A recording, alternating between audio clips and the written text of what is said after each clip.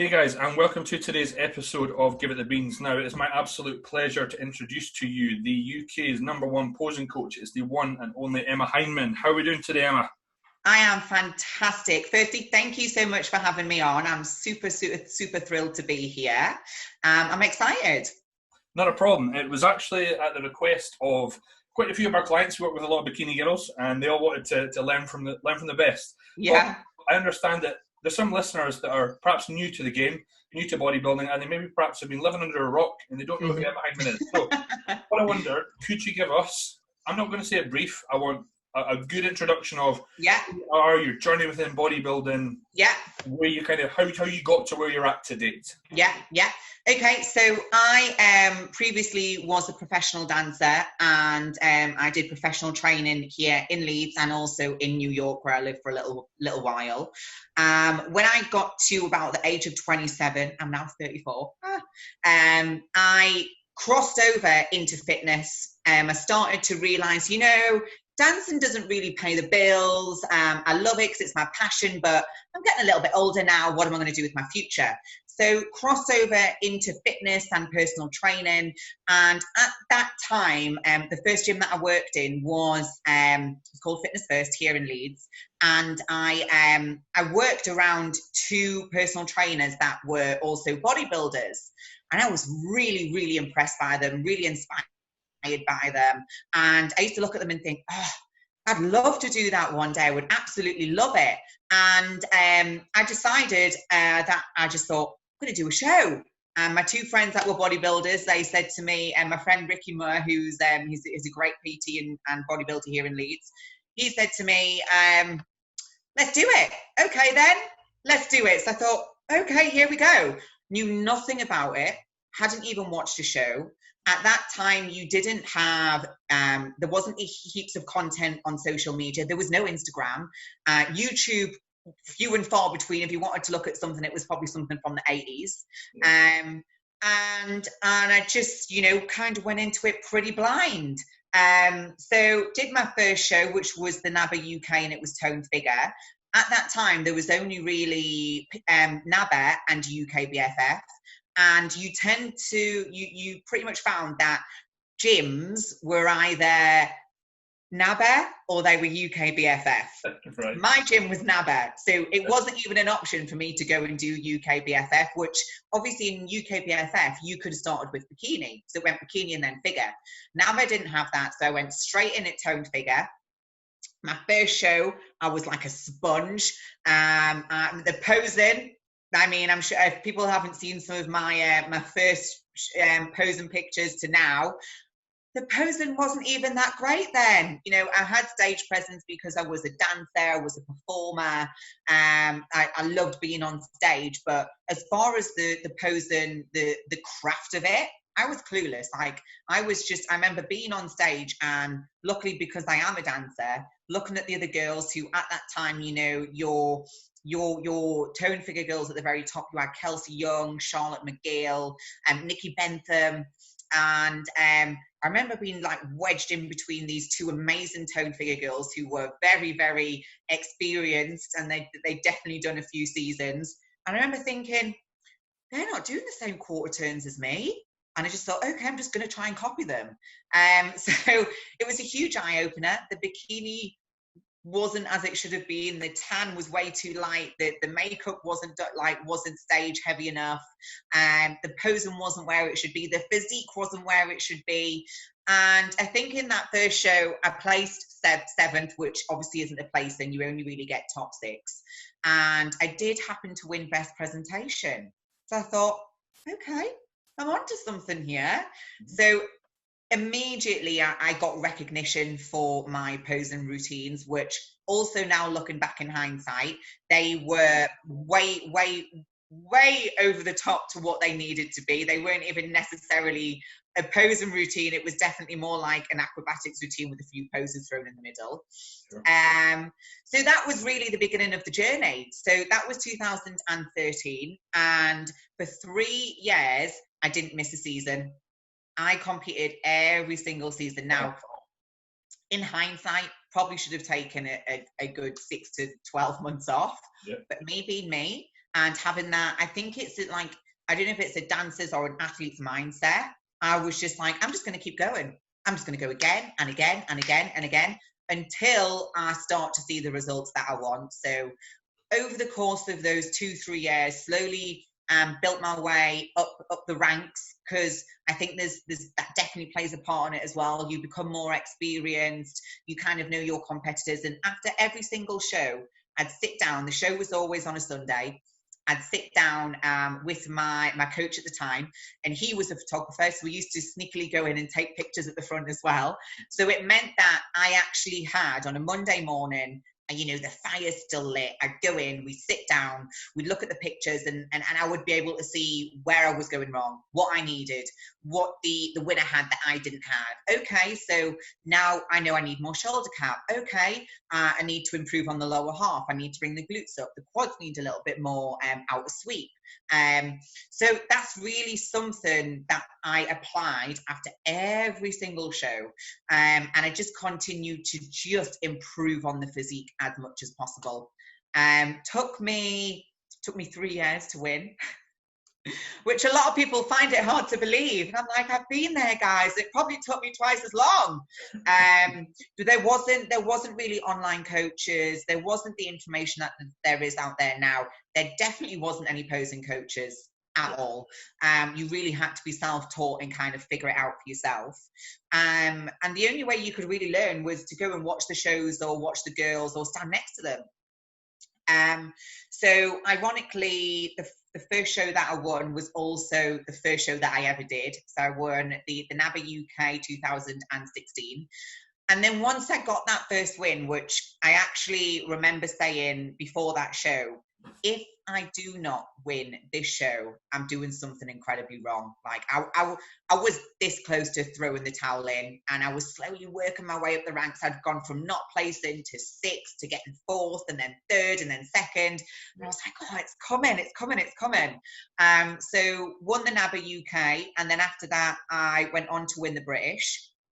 The NABA British finals, and then all prior to the British finals, I'd already decided that I was going to take myself off to the NABA Worlds in Brazil. Wow. You know, aim high as you do. Yeah. And I just thought, you know what, I felt like I was really at the top end of my game. And if there was ever a time where I was ready to do this, it was then. And I just won the UK, and the universe was before the UK. So when you win the universe, the winner. They're then supported and taken by the NABA UK team to compete in the Worlds. Obviously, that wasn't me. I came third. I came third in the universe. But I thought, even regardless of that, I was like, I'm just going to go. I'm just going to go and put myself in the mix. It'll be an amazing opportunity. And so then, in between the NABA UK deciding to go to the Worlds, I then won the British. So I'm like, okay, I'm a little bit more confident here. I feel a little bit more confident about going to the Worlds. So we went to Brazil. And I remember thinking, do you know what? My goal here is really just top 6 would be amazing. Yeah. It's a world stage, you know. There's girls from all across the world. We're talking Korea, Spain, Italy, Brazil, you know, Russia. The standard is incredible. Absolutely. So I thought top 6 would be phenomenal. Top 3 would be an absolute dream. And I remember being on stage, and I felt, you know what, this is the best I've ever looked as a tone figure athlete. Really, really happy with the condition. The shape was there. I'd worked obviously 3 years up until this point, and stood on stage. They call 6th, 5th, 4th, and I thought, oh, fantastic. I'm in top 3. This is bloody great. And then they called top 3, which was Natalie McKenna, who was there representing the UK. And then, and I thought, oh gosh, I'm in top 2. Then they called 2nd place, and I thought, oh, wow, okay, I've just won the world. So really, really poignant moment for me. And just felt obviously incredible. This was the moment I'd really worked up to. So during that point as well, I'd started to get into posing coaching. A lot of females came to me mainly initially for the routine.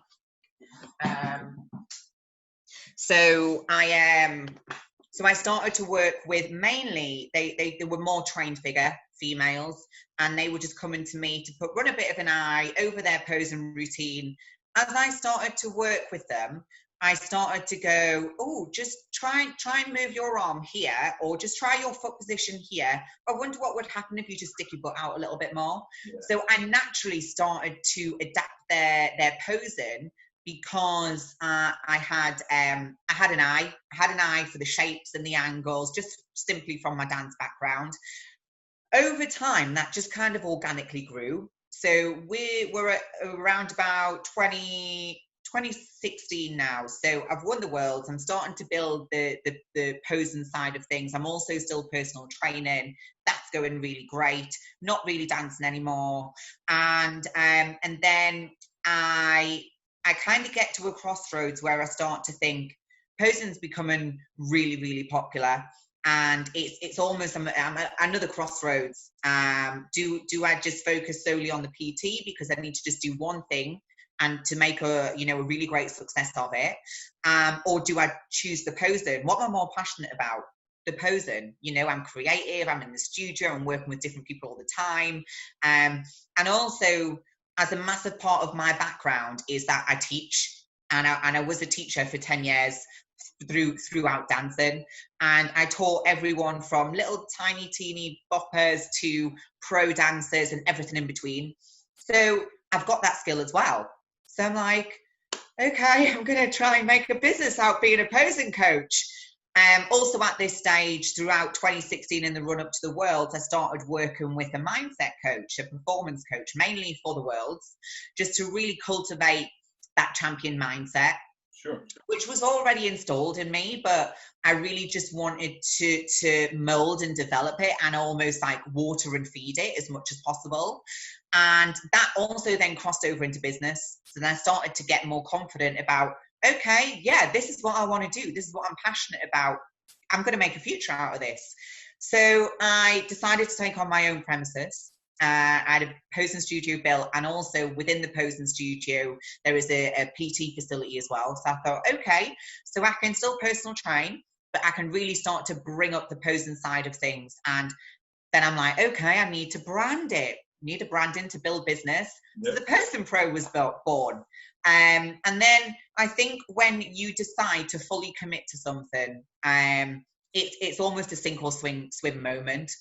And not a person that likes to fail, and also if I'm passionate about something, I'm gonna go even harder on it. And I just like really put my all into it. So that was 2017, and took on my own studio. And I took a year off competing, and I just guest posed for a year with my friend Michaela. So we did SAS Squad, which was amazing. We covered so many shows across the year. We guest posed at Body Power. We opened JP's show. We did loads of PCA shows. So it was fantastic. And then I started to judge. So then the judging helped the credibility of the Posing Pro.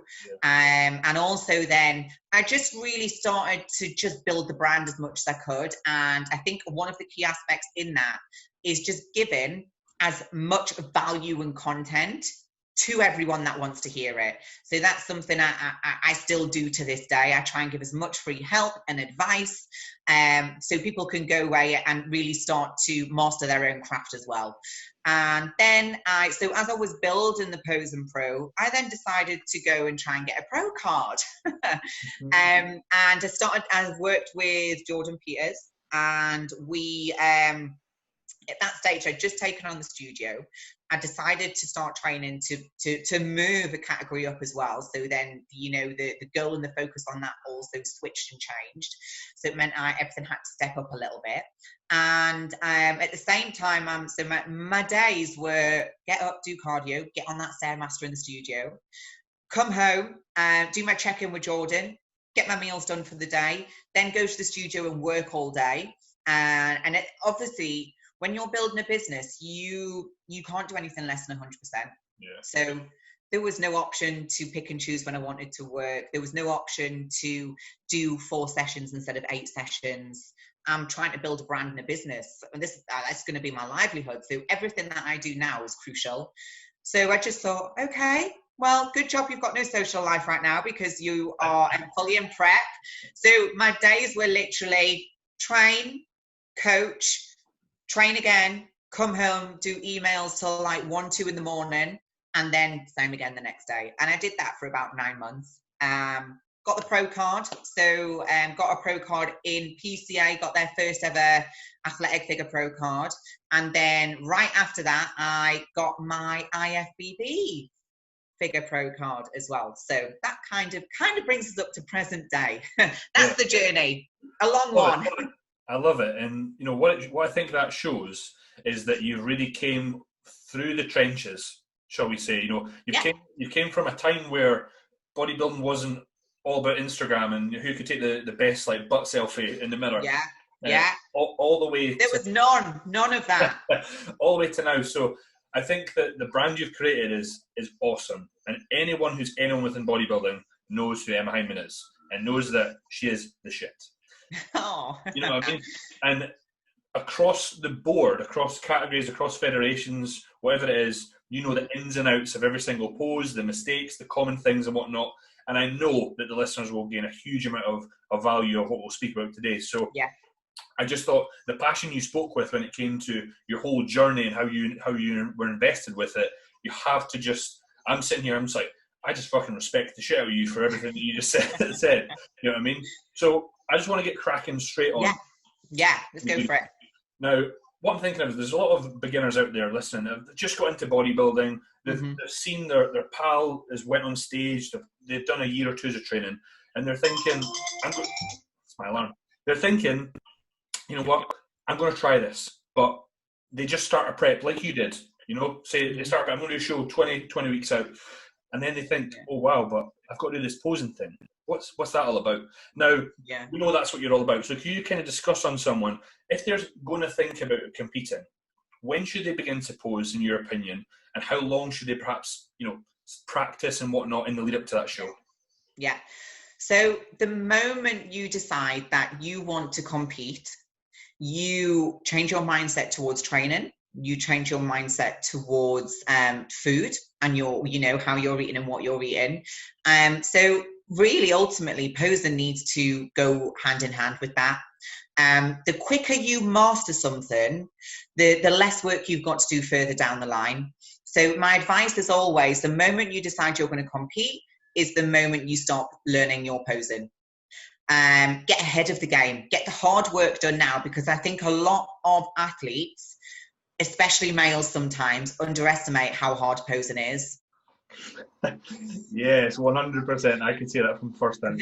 Yeah, the females, like not all of them, but the ones that tend to have the best results, and that not just in posing, but in their results in competition, they come like a year before they start, before they're getting on stage. So if they're doing like a 16-week prep, they've already come to me 6 months before that, you know? So always think about what you don't want to be doing is adding more pressure to yourself when you're 4 weeks out and go, oh shit, I don't know what I'm doing. Oh God, better start. Oh God, let's call the posing pro.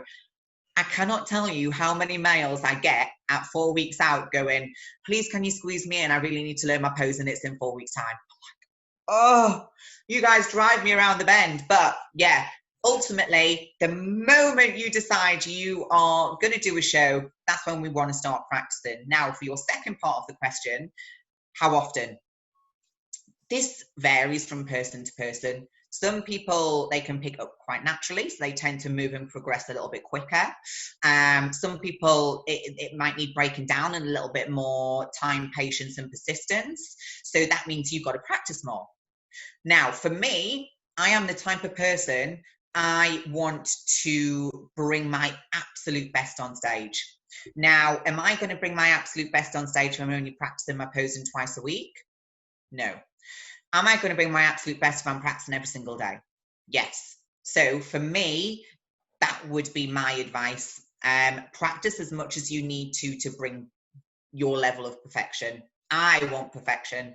So you really, as an athlete, we should all really want that as well, because essentially that's really what makes the difference between placing and not placing, or sixth and third, third and first mindset. You're so right, and that to touch on that comment about guys, the amount of clients I've prepped over the years when I'm like, so how's things going? Have you started posing? Oh no, I'll get on that soon. I'm like, cool, you're 18 weeks out. You really need to.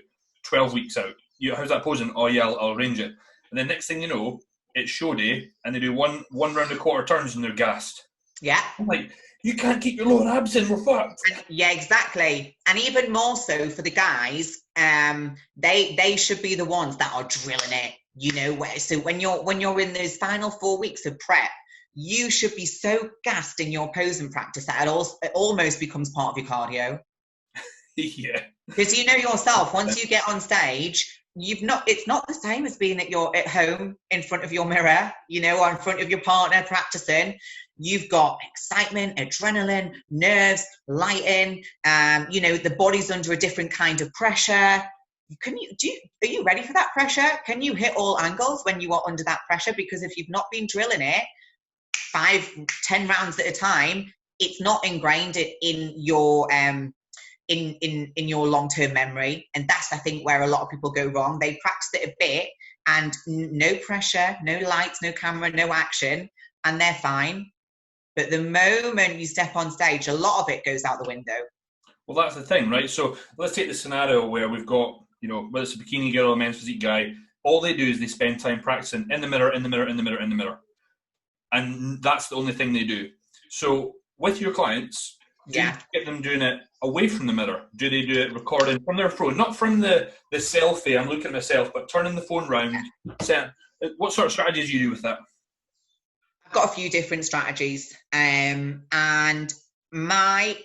This is another thing, like with my craft and how I teach, it's constantly developing because I'm always figuring out new ways and things that work for people. Yeah. And obviously at the moment we're in the midst of COVID-19 and I've switched everything over to Skype. I actually have realized clients get more out of a Skype session, which might sound a little bit crazy, but let me explain why. In a Skype session, the client on the other end of the camera, they have to look, see, learn, and train their eye. When people are in a studio, they can almost become a little bit self-absorbed. And also on my part, when people are in the studio, it's far easier for me to be hands-on and, for example, push the lat out, make them arch the back more. You know, I can be far more hands-on and make that happen. Whereas in a Skype session, a client, I have to really break it down for them, and we may move a little bit slower, but essentially at the end, I actually feel like the client has more understanding of what they're trying to achieve and how they can achieve it.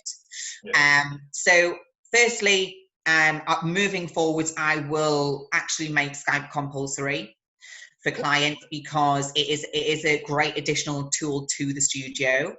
And then in the studio, how I work is obviously they can, it's a different way of learning because they can look at me, look at themselves, but I do find I can spend a little bit of time going, stop focusing on certain areas or looking at your best parts.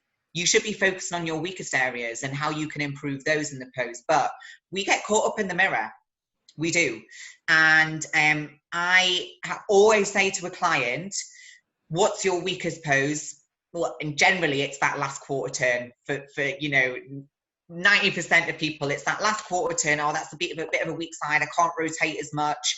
I can't flare that lat more. Okay, what pose do you practice in the most? Oh, that other side pose, because it looks better and it feels better. Yeah. Okay, quick tip. Always work on your weaknesses. So if you've got a weaker pose, your strong pose will always get stronger. Always. Work on your weaker poses because they will actually, because you have to break it down more. And usually you tend to find your weaker pose is, if you're right-handed, your weaker pose is your left side. Because naturally your right hand, we rotate to the left more. We use the lat more without even realizing it. And on the other side, it's not as active.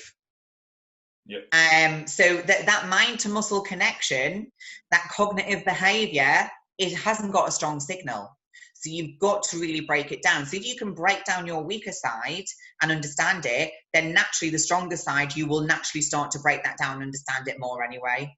Yeah. So there's a few different aspects. Now, videoing yourself is crucial, because when you're just practicing in the mirror, like I just said, you're drawn to your best poses. You're drawn to doing those poses that you look best in.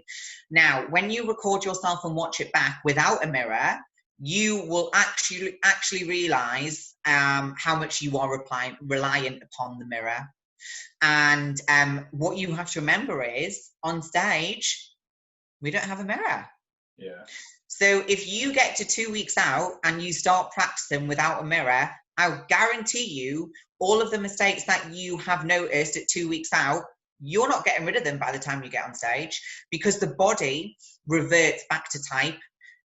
There's a phrase, the path of least resistance, and that's what the body and the mind takes. Yeah. And even when it comes down to posing. So if you've got little bad habits, or there's a pose that's not as strong and you need to adapt them and change them, you're not overriding those without some serious practice. Yeah.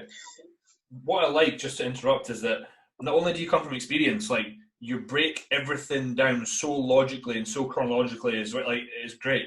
It's very much like, I always say to my clients, I said, I'm OCD with everything. Yeah. You seem exactly the same way with all those poses, which is great. If we were to touch on, we take all your experience, we take all those strategies. The one thing that perhaps is the hardest thing to probably teach is confidence with posing, right? Some of the people will call it the sass in the female game, mm-hmm. or whatever. I'm sure that in classic physique, I'm not sassy, right? So sass could be referred to the female side of things. Now, I think that probably can either make the difference between a good poser and a great poser. Now, for yourself, it comes naturally. But what I'm thinking is that female that's perhaps doing her first show, she's 18 weeks out and she's terrified. Is there a way that you would perhaps give advice to that girl? Is there a way you can fake it till you make it, or can it be learned over time, do you think? So I think obviously this comes with a little bit of time of experience, because that first time on stage, no one can prepare you for that. I can literally get you to the door and I can get you ready to step on that stage, but how you respond in that moment and how you can stay switched on and in the game, it comes with experience. Now, obviously, there's things you can do mindset-wise, which will really help you stay in the moment. And there's a few things that I use when I'm working with people. And one of the main ones which I find works really well is visualization, which may sound a little bit corny to people, but I always say, okay, go and watch the pros, because essentially that's what we are working towards. Yeah, we want to emulate the pros. That's the end goal. And watch them. Don't just look at them in awe. Watch how they move. Watch how they present. Look at the tiniest thing, like a shoulder pop, or when they smile, how they project out into the audience and the judges. Pay attention to that. And if you feel a little bit silly and awkward, imagine yourself doing that. Visualize yourself doing that. And you'll naturally start to bring that to your own practice and without even realizing. Another tool that I find really works well is simply after pulling a client out of their comfort zone. So, generally we are working stages in the studio, and, the stage walk and the presentation is really the final aspect for me. I tend to find anyway, say I've got someone who's a complete beginner, it's their first session, they're 18 weeks out, they're just learning the basics and fundamentals for the first time. My job is to get someone not only to take on board and learn what I'm teaching, but is also my job is to help them feel confident. Sure. And install confidence in them, and tell them, point out their strong points. And when they walk out, I want them to walk out feeling like, yes, you know what? I've got this. I can fucking do this. And, I give them the tools, and then it's up to them to go away and work with them. Now, say if I'm 4 weeks out and there's a client and we start to walk and I go, oh, okay, this walk's not very good. I just bring it out of them. I try not to put too much emphasis on the technique of the walk, and I'll just say to them, one of my standard ones is, okay, so you've just walked, you've got your best dress on and your best heels. You've just walked into a bar or a club. That guy you fancied, he's at the other side. You want him to notice you. Give me your best walk. You want that whole room to stop and stare. Usually it works. Women get that peacock thing going on, and it just comes out. And then once I see it, then I can just pull it out more and more and more. Yeah. But that is just it's a style, and it's a personality and a confidence thing. Sure. And once they start to see that, and then they see it in the mirror, immediately what happens? Confidence. It builds and builds and booms. I love that. No, I mean, not only have you got the knowledge, experience, but like you understand people. Yeah. As well, and that's maybe perhaps one of the lost things. It's a case of, right, this is a side chest, this is a side tricep, this is a front double bicep, this is the bikini shot. Do it. Unfortunately, not everyone works that way. No. You seem to have a real good way of teaching the same things to different people, but in a completely different way based upon their individual needs. Is that right? Absolutely, and that is such a huge aspect of teaching. Because like you just said, there's one thing being taught your quarter turns and you know, being just taught what you should be doing. But I need someone to really get it. And in order for someone to get it, no one learns the same. Just like some people don't do a side chest the same. Some people don't have the same front pose. You have to slightly adapt it for each person. I have to slightly adapt how I teach for each person, whether that is technique, whether it's bringing, you know, tapping into them somehow or connecting with them for them to feel comfortable, and to really bring that style and presentation out of them. So I think that's just something as well. I don't know whether I just understand people or I understand just because maybe because I am a dancer and a performer, you have to switch roles a lot. And as I danced, I had to learn. I did styles, everything from breakdance to Latin American to ballroom, and you know, Saturday night I might be a salsa dancer. Sunday morning I might be a break dancer. Yeah. So I had to learn to switch the cap, and also as I started to choreograph and work with other dancers on that level, I then had to adapt how they learn and how they how I can work with them, and I think that really just transfers over into pose and coaching as well. Yeah, absolutely, 100%. Now, what I wanted to really pick your brains of was that you've been to many shows, you've watched them all, you teach everyone day to day. One important thing, and I've sat in the sort of seats and shows as well, and I've seen great posers, but yet there's no emotion, there's no smile, there's nothing. And then I've seen someone who perhaps isn't as conditioned, maybe doesn't pose quite as good, but ultimately places above them. So what I wanted to ask you was, how important do you think that the eye contact or the smile when posing, you know, should be? You know, so some people kind of will go on and they're so robotic, like, okay, I go here and then I go there because, you know, it's maybe their first time, or they've got that just plastered. Yeah. Anyone that's watching on YouTube, it's just a straight smile. So, you know, is there anywhere that emotion should be shown? Shouldn't? What do you think? I think part of that, really, people are drawn to watch you more, and you can't help but deny when you see somebody on stage with personality, with stage presence, you want to watch them.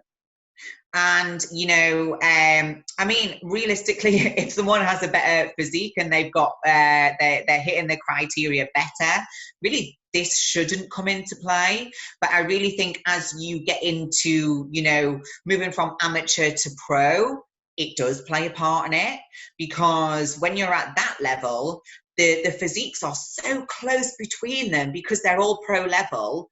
That presentation, it can step you up to a higher place in. I do think I think it comes down to champion mindset.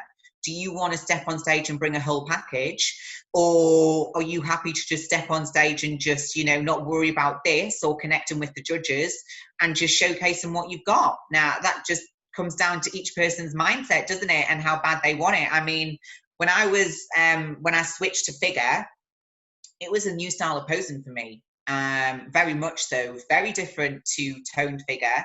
And I literally studied the IFBB figure pros, and I already knew in my head I was stepping onto an amateur stage and I wanted to step on already looking like a pro.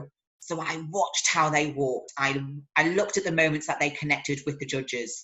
I looked at how they maneuvered across the stage, at the back of the stage. And I was like, that's how I'm stepping on stage. I'm stepping on stage like a pro. And again, I think, obviously, again, it's something that comes with experience and being comfortable on stage as well. But ultimately, if you want to bring your best package and you really do want to stand out from the crowd, because here's what I usually say. Say it's really close between you and the person stood next to you. You've both got very similar physiques, you know, the shape, the balance, the condition, the frame. But the girl next to you, she's smiling more. And she's a little bit more sassy. And she's got more presentation. Who's going to win? Yeah. Girl next to me. So that's what I always say, you know, don't be beaten on something that is actually well within your control. Yeah, 100%. And working with a lot of bikini girls, I often say that in some shows, it's hard to pull apart sometimes the top three. Yeah. And it's always the ones that can flick their hair the best, that pop the show the most, that do the little... Yeah.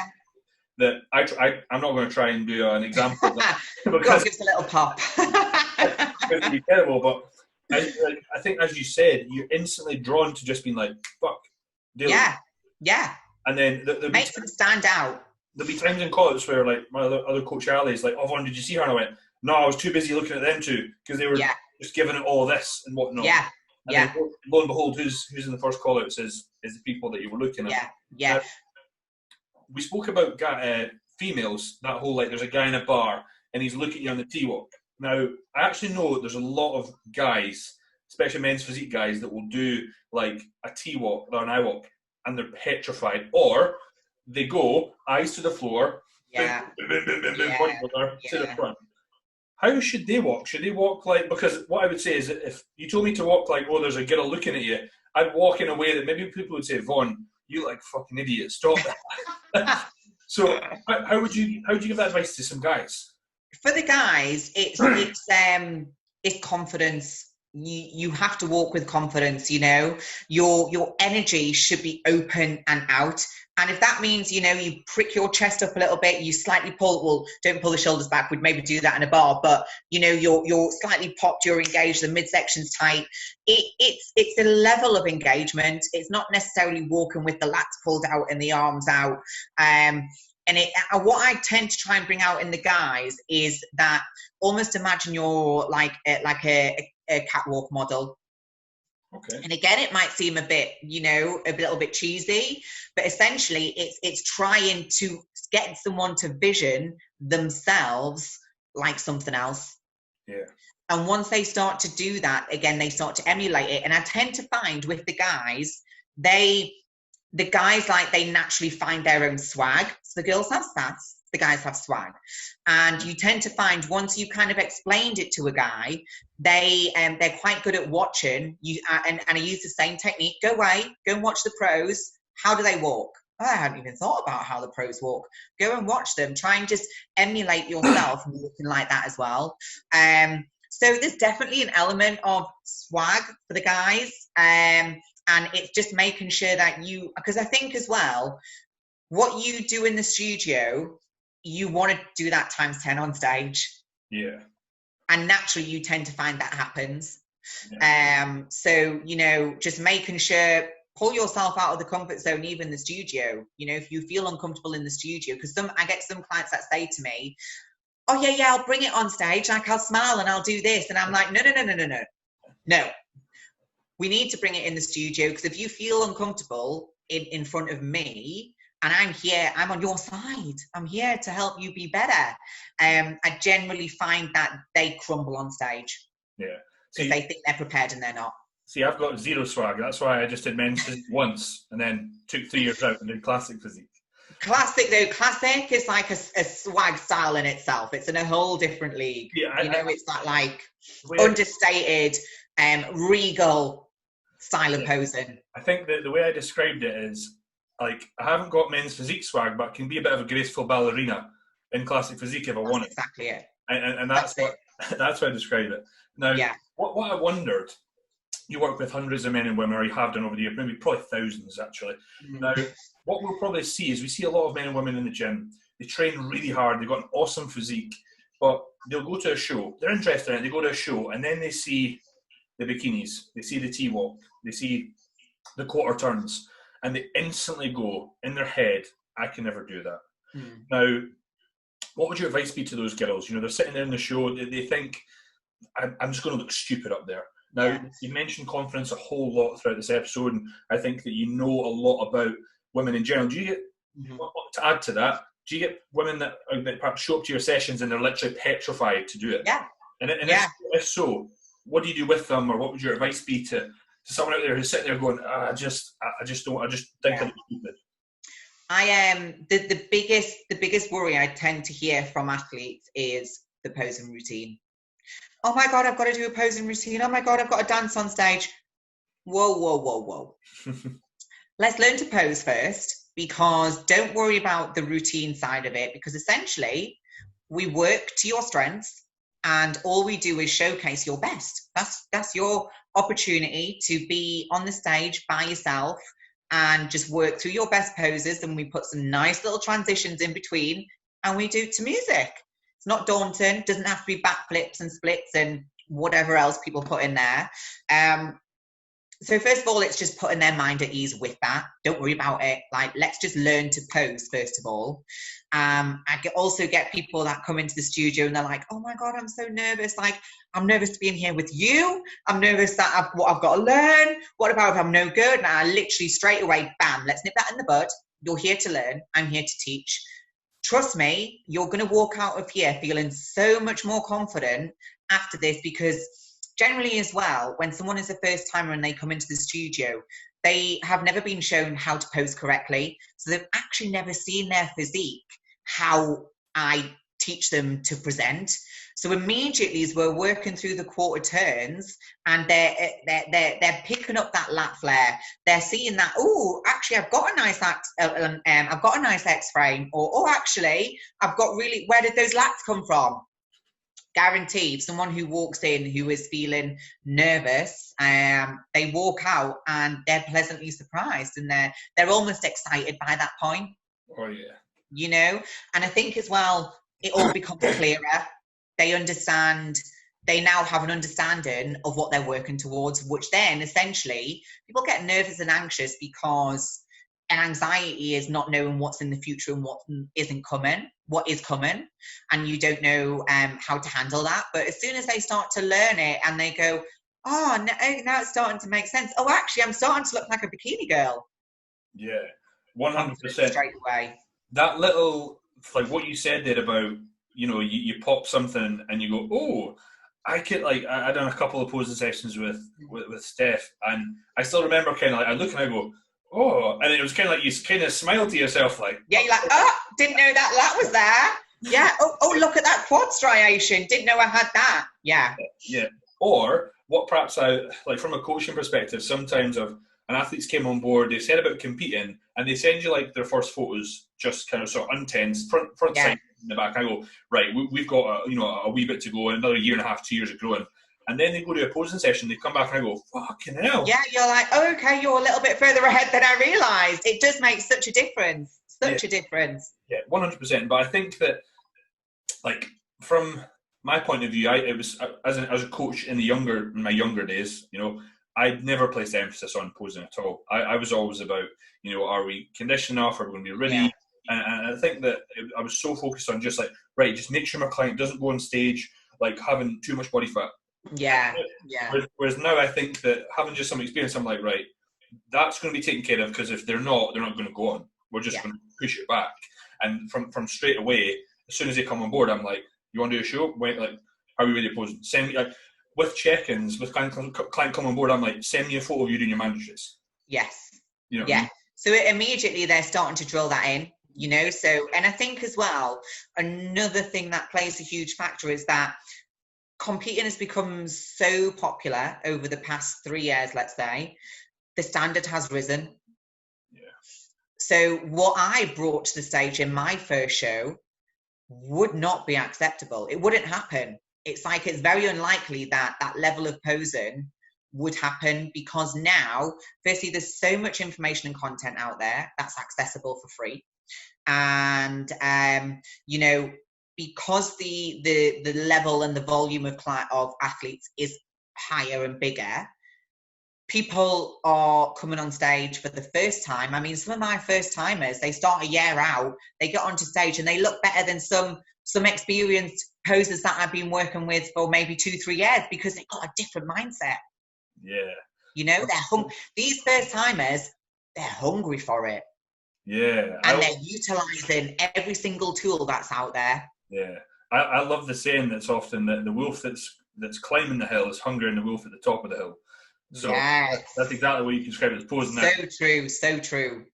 One of the last things, I know we're sort of time here. One of the last things I'm going to ask you is that if we were to just speak about bikini specifically, because a lot of my bikini girls asked if I could please, Ron, get you on the podcast. Hopefully they're listening. But if we could just nail down, now I know like federations are completely different, right? You've got two bros, it's different from PCA or whatnot. But if we were to just take across the board the sort of criteria that judges might be looking for in bikini, on the manches and the T-walk, little sort of advice about what that would be, any advice for girls out there that they could take on board straight away and impact into their posing. Yeah, so I'm definitely going to separate like PCA style and IFBB style, because they don't cross over.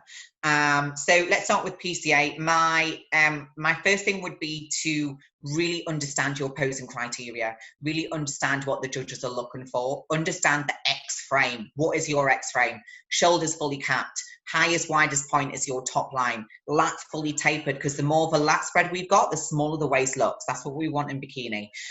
Making sure that your lower is balanced with the upper, and now apply that rule all the way around. So even on your side poses, show the front shoulder, show the front lat, because the more that's pulled out, we've got an upside down triangle.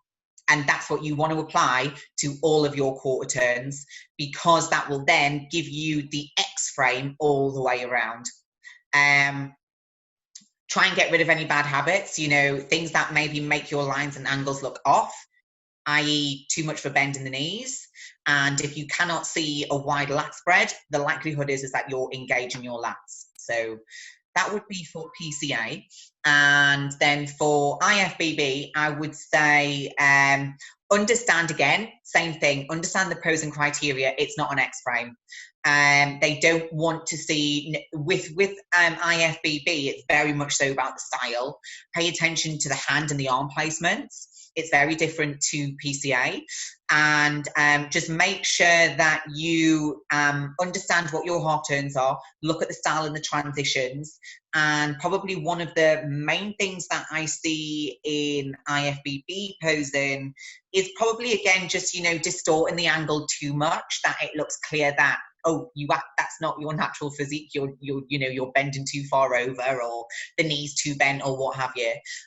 So just really pay attention to your basics and fundamentals. And again, with IFBB, style and presentation, show your personality. Yeah,